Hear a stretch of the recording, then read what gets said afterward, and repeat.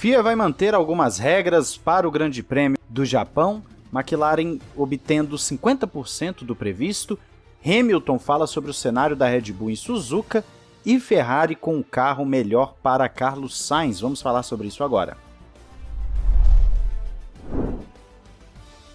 Olá amigo do Ressaca Fórmula 1, seja bem-vindo a mais um vídeo. Eu sou Matheus Pucci e o pessoal tá falando aí que eu tô falando mais baixo nos vídeos e tal.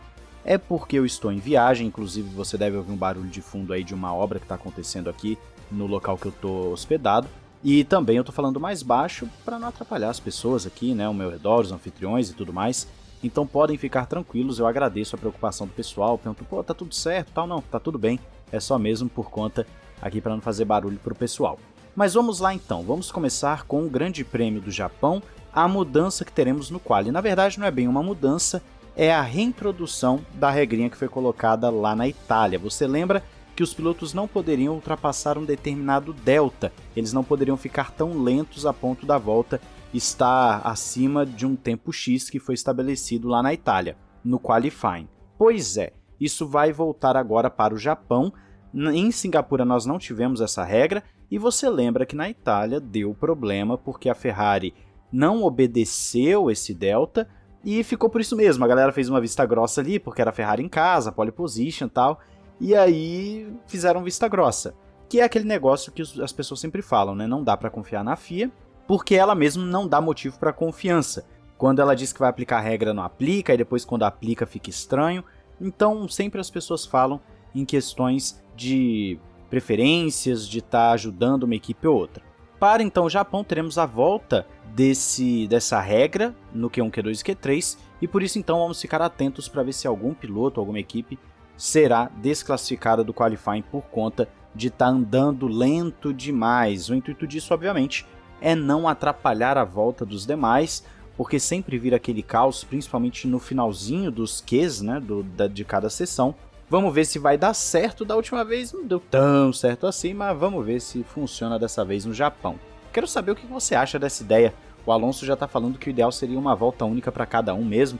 Bota lá todo mundo dando volta única, seria mais legal. Eu concordo, mas aí quero saber a sua opinião também nos comentários. Vamos passar para a McLaren agora. De acordo com a matéria que você confere aí na descrição, todas sempre ficam aí na parte de fontes aí embaixo. O Lando Norris falou que, de acordo com o que eles tinham no Bahrein e a previsão de melhora do carro com as atualizações que chegaram no Azerbaijão em diante, a McLaren não chegou a ter nem 50% do que eles gostariam em termos de comportamento aerodinâmico. Ou seja, o carro ainda não está nem perto do ideal daquilo que eles almejavam para a temporada 2023, o que pode ser um pouquinho assustador para as rivais, já que a McLaren deu um salto gigantesco nas últimas provas e ainda apresenta regularmente, aí, nós vimos na última prova, desempenho para estar brigando ali entre os cabeças. Então se não chegou nem a 50%, olha, a McLaren promete bastante para a próxima temporada. O importante também da fala do Norris é que ele mais uma vez bateu numa tecla muito interessante, que é o quê? O carro está mais rápido, porém continua com os mesmos problemas, é um carro ainda muito difícil de pilotar, um carro que ainda sofre muito nas curvas lentas, então o Lando Norris ainda não está satisfeito na forma com que esse carro está sendo guiado, ele não está satisfeito da forma com que o carro está se comportando. Por isso a McLaren está trabalhando em cima disso, muito provavelmente quando ele fala de comportamento aerodinâmico, ele está citando justamente esses problemas, mas o carro ficou claramente mais rápido, isso é inegável. Se a McLaren vai estar brigando entre os cabeças ou não agora no Japão, vamos ter que esperar para ver, espero que sim, porque é sempre bom ter as equipes brigando lá em cima, principalmente uma gigante como a McLaren. Mas diz aí nos comentários a sua opinião, a sua expectativa para a equipe Laranjinha Papaya. Agora vamos de Lewis Hamilton falando sobre a Red Bull para o Grande Prêmio do Japão. O britânico afirmou que se a Red Bull não terminar a corrida ali meio minuto à frente de todo mundo, algo assim, é porque alguma coisa certamente está no ar, está acontecendo, fazendo uma alusão à diretiva que foi colocada em prática em Singapura. Como teve essa coincidência da diretiva ser aplicada e a Red Bull ter caído bastante de performance, obviamente todo mundo está se perguntando se não foi diretamente a diretiva que acabou atrapalhando os planos dos taurinos. Como falei no vídeo anterior, o Grande Prêmio do Japão vai ser excelente para a gente avaliar a diretiva, porque tem uma dependência aerodinâmica enorme, principalmente por conta do primeiro setor, então nós vamos ver quem realmente foi afetado, se é que alguém foi afetado por essa diretiva. Se a Red Bull foi afetada tanto quanto pareceu em Singapura, então poderemos ter aí um final de campeonato bem animado, mas o mais provável é que só tenha sido uma prova atípica mesmo por circunstâncias da pista e a Red Bull volte a dominar. Então o pensamento do Hamilton, que inclusive ele até nessa matéria, você vê na entrevista dele, ele elogia a Red Bull, fala que está fazendo um trabalho fantástico e tudo mais, mas o pensamento do Hamilton está correto. Se a Red Bull não ganhar com essa margem toda numa circunstância normal de corrida, isso significa que alguma coisa aconteceu. Então a gente vai ficar de olho na performance da Red Bull em si na corrida para ver se vai mesmo ter essa mudança grande de performance ou não. Vamos ver. Quero também tirar essa dúvida para ver como será o finalzinho de 2023. Agora vamos para a nossa principal matéria, que é sobre a Ferrari fazer um carro para o Carlos Sainz. Não é necessariamente fazer o carro propositalmente, mas o carro da Ferrari é um carro instável, um carro que desde o início da temporada não agrada muito os pilotos, e é aí que está o detalhe. Porque a Ferrari começou a levar atualizações, essas atualizações foram deixando o estilo de pilotagem mais próximo daquilo que o Carlos Sainz gosta. Por exemplo, as curvas com esse regulamento de 2022 para cá, com esses carros e com essas atualizações da Ferrari, são feitas de forma mais rápida e melhor se você faz num V, por exemplo. O que seria o V então? Seria frear com as rodas retas, você frear em linha reta para depois fazer uma curva mais fechada, virar de forma mais brusca.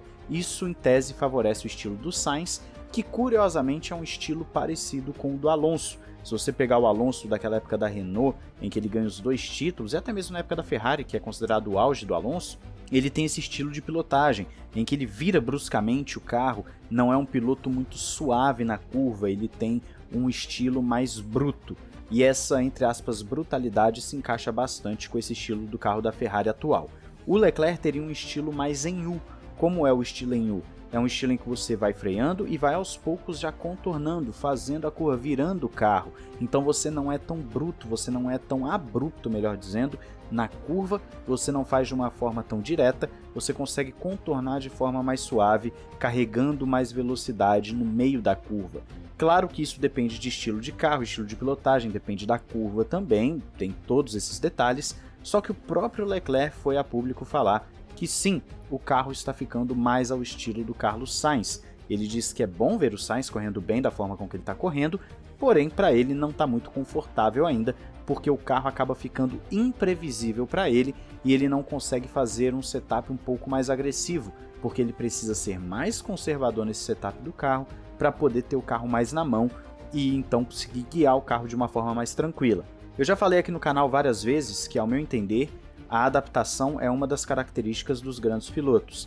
Você precisa ser um piloto que se adapta bem.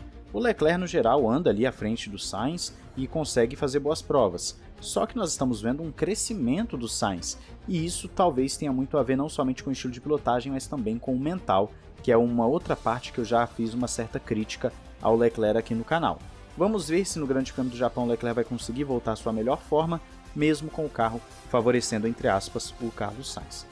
Quero saber a sua opinião aí nos comentários, não esqueça de se inscrever e ativar o sininho para não perder nada.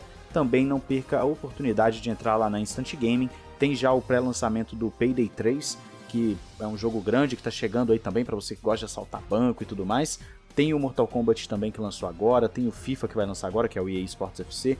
Enfim, muito jogo lá para você, lançamentos, jogos antigos. Se você entrar pelo link da descrição, além de economizar uma grana, você vai estar ajudando o canal. Um grande abraço, valeu e falou!